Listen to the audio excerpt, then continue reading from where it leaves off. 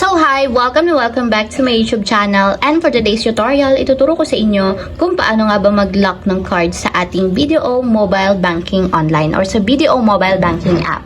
But first, subscribe to my channel and don't forget to hit the subscribe button and the bell to notify you for my new updates. And if you want to learn more, just keep on watching and let's start.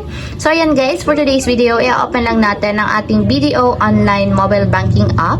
So pagka-open guys, i-login lang natin yung ating account dito sa BDO online. And then pagka-open guys, mula dito sa pinakang accounts ng ating BDO online, itap nyo lang yung more na nandito sa may lower right side.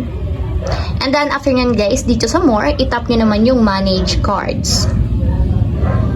So, tap nyo lang guys yung card or yung account na gusto nyo i-lock yung card. So, for example, is itong debit card ko, ilalock ko siya. Ang gagawin nyo lang, itap nyo yung card na gusto nyo i-lock. And after nyan guys, hanapin nyo lang yung lock card. And kung makikita nyo, may switch button sa right side niya. So, para ma-lock, itap nyo lang yung switch button.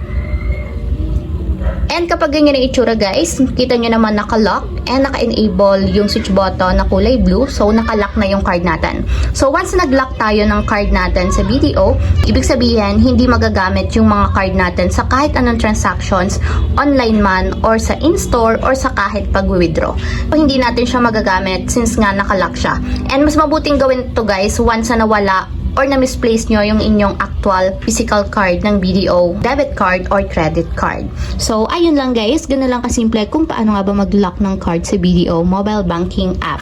If you have a question, click comment down below and don't forget to hit the subscribe button and the bell to notify you for my new updates.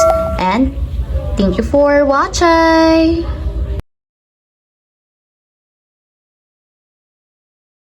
Living life, every day, late at night, not okay.